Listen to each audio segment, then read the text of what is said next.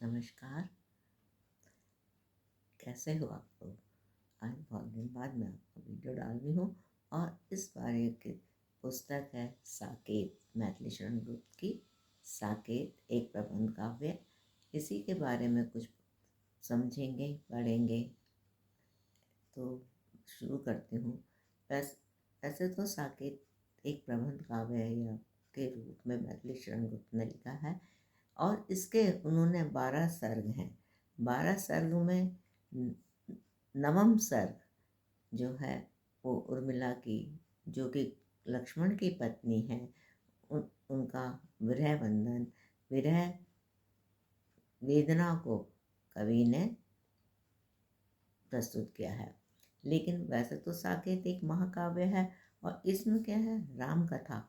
वैसे तो ये सारा कुछ राम कथा पर आधारित है, लेकिन जो मैथिली शरण गुप्त थे उन उन नारियों की तरफ उन्होंने ध्यान दिलाया जिसकी तरफ किसी का भी ध्यान नहीं गया था।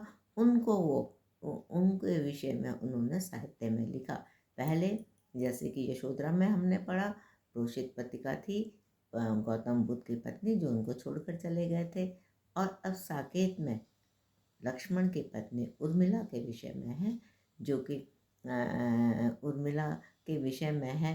देखो, उर्मिला का भी बहुत बड़ा त्याग था, है। सीता को भी मानते हैं, लेकिन सीता क्या थी, अपने पति के साथ वन को चली गई थी।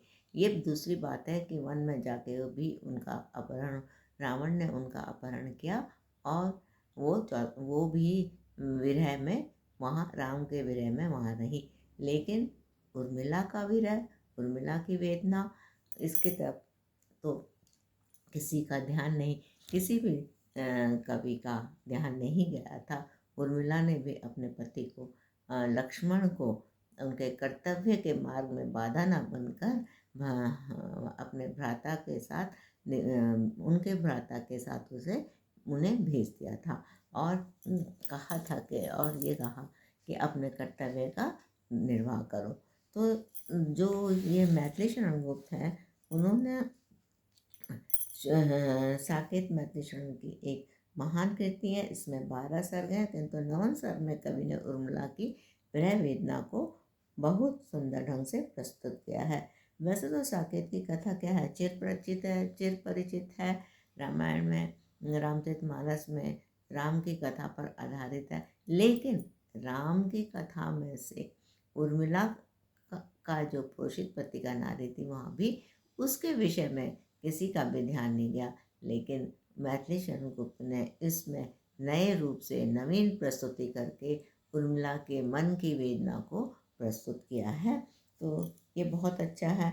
और उन्होंने, क्योंकि वो राम के बड़े भक्त थे गुप्त जी, तो उन्होंने क्या लिखा है कि राम तुम्हारे जीवन को आधार बनाकर ही मैंने ये प्रबंध कृति लिखी है। लेकिन जो मेन कैरेक्टर है इसमें, जो मेन चरित्र है, वो उर्मिला का है कि उर्मिला ने किस तरह से अपनी विरह, अपने को संयम में रखते हुए अपने पति को वन की ओर जाने दिया है। तो आज के वीडियो में इतना ही। कल से हम उर्मिला के नवम सर्ग के विषय में पढ़ेंगे और जानेंगे और उर्मिला के मन की भावनाओं को समझेंगे। नमस्कार।